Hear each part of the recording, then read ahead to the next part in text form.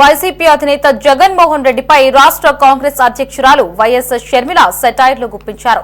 ప్రతిపక్ష హోదా ఇవ్వకపోయినా జగన్ అదే పాట పాడుతున్నారని విమర్శించారు. జగన్ ను ప్రజలు ఎమ్మెల్యేగా గెలిపించారని విషయం గుర్తుకు రావడం లేదా అని ప్రశ్నించారు. ప్రజా సమస్యలపై మాట్లాడేందుకు అసెంబ్లీకి వెళ్లాలి కదా అని ప్రశ్నించారు.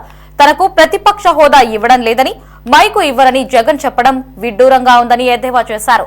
అసెంబ్లీకి వెళ్లకపోతే రాజీనామా చేయాలని షర్మిల సూచించారు. పాలకపక్షం ఇలా ఉంటే ఇంకోవైపు ప్రతిపక్షం అనలేము, ప్రతిపక్షం ఇవ్వలేదనే ఆయన గోలంతా. జగన్మోహన్ రెడ్డి గారు ఈరోజు అసెంబ్లీకే వెళ్ళను అని మొండికేసుకుని కూర్చున్నారు. ఇది భావ్యమేనా అని మళ్ళీ అడుగుతున్నాం. జగన్మోహన్ రెడ్డి గారు, ఆయన ఎమ్మెల్యేలు అందరూ కలిసి 11 మంది ఉన్నారు. మరి వీళ్ళని గెలిపించింది ప్రజలైతే ఆ ప్రజలను వాళ్ళు అసెంబ్లీలో రిప్రజెంట్ చేయాల్సిన అవసరం వాళ్లకు లేదా? వారి బాధ్యత కాదా? జగన్మోహన్ రెడ్డి గారు అసెంబ్లీకి వెళ్ళను, నాకు ప్రతిపక్ష హోదా ఇవ్వకపోతే నాకు మైక్ ఇవ్వరు, నన్ను మాట్లాడనివ్వరు అని చెప్తున్నారు. అయ్యా, నీకు ఎందుకు ఇవ్వటం లేదు ప్రతిపక్ష హోదా? మీ స్వయం కృతాపరాధమే కదా. మీకు 11 మందే గెలిపించారు ప్రజలు అంటే, ఒకప్పుడు 151 మందిని గెలిపించిన ప్రజలు మిమ్మల్ని 11 మందినే గెలిపించారు అంటే మీ స్వయం కృతాపరాధం కాదా? ఎన్ని మాటలు చెప్పారు మీరు ప్రజలకు? ఆఖరికి రాజశేఖర్ రెడ్డి గారి జలయజ్ఞం ప్రాజెక్టు నవరత్నాలలో అదొక రత్నం. 6 నెలల్లో రాజశేఖర్ రెడ్డి గారు వదిలి వెళ్ళిపోయిన ప్రాజెక్టులు అన్నీ పూర్తి చేస్తామని చెప్పి కూడా మీరు పూర్తి చేయలేదు. ఇలా 1 కాదు 2 కాదు, పూర్తి మద్యపాన నిషేధమని మోసం చేశారు. 3000 కోట్లతో ధర స్థిరీకరణ నిధి అని మోసం చేశారు.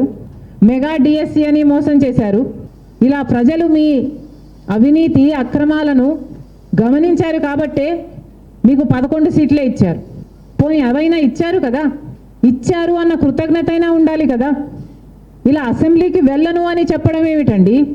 ఇది చాలా విడ్డూరంగా ఉంది. మళ్ళీ చెప్తున్నాం, this is not right. Jaganmohan Reddy గారి అహంకారం, అజ్ఞానమే బయటపడుతుంది. ఒకవేళ జగన్మోహన్ రెడ్డి గారికి ఏమైనా అసెంబ్లీకి పోయే ధైర్యం లేదా, లేక ఆ సామర్థ్యం లేదా? జగన్మోహన్ రెడ్డి గారు సమాధానం చెప్పాల్సిన అవసరం ఉంది.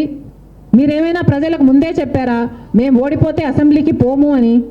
చెప్పలేదు కదా. ప్రజలు ఏమనుకున్నారు? మిమ్మల్ని గెలిపిస్తే వాళ్ళని అసెంబ్లీలో మీరు రిప్రజెంట్ చేస్తారు అని కదా వాళ్ళు అనుకున్నారు. మరి అలాంటప్పుడు మీరు ఇప్పుడు అసెంబ్లీకి వెళ్ళకపోతే మీరు ప్రజలను మోసం చేసినట్టు కాదా? మీకు ఏ హక్కు ఉందండి మేము అసెంబ్లీకి వెళ్ళము అని చెప్పడానికి? సర్కారు చేస్తున్నది అన్యాయం అయితే అన్యాయం అని చెప్పాల్సిన అవసరం ఉంది. సూపర్ 6కు కేటాయింపులు ఎక్కడున్నాయని అడగాల్సిన బాధ్యత మీకుంది. ఇసుక దందా జరుగుతుందని చెప్పాల్సిన బాధ్యత ఉంది. బెల్ట్ షాపులు పుట్టుకొస్తున్నాయని మీరు ఫ్లోర్ ఆఫ్ ది అసెంబ్లీలో మాట్లాడాల్సిన అవసరం ఉంది. ఇవేవి మీ బాధ్యతలుగా కనిపించటం లేదా? మళ్ళీ చెప్తున్నాం, మీరు అసెంబ్లీకి వెళ్ళకపోతే రాజీనామాలు చేయండి.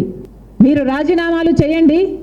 ఈసారి మళ్ళీ మీరు నిలబడితే ప్రజలకు చెప్పండి మేము అసెంబ్లీకి వెళ్ళము, మిమ్మల్ని గెలిపించినా మేము వెళ్ళము అని చెప్పండి. అప్పుడు మీరు మీకు ఓటేస్తారేమో చూడండి. మీరు అలా రెఫరెండం తీసుకోగలిగితే ఇది చేయండి. కాబట్టి కాంగ్రెస్ పార్టీ డిమాండ్ చేస్తుంది, మీకు ధైర్యం లేకపోతే, మీకు ఆ సామర్థ్యం లేకపోతే వైసీపీ ఎమ్మెల్యేలు అందరూ రాజీనామాలు చేయండి. అసెంబ్లీకి వెళ్ళకపోతే మీరు మెంబర్స్ ఆఫ్ లెజిస్లేటివ్ అసెంబ్లీ కానే కారు.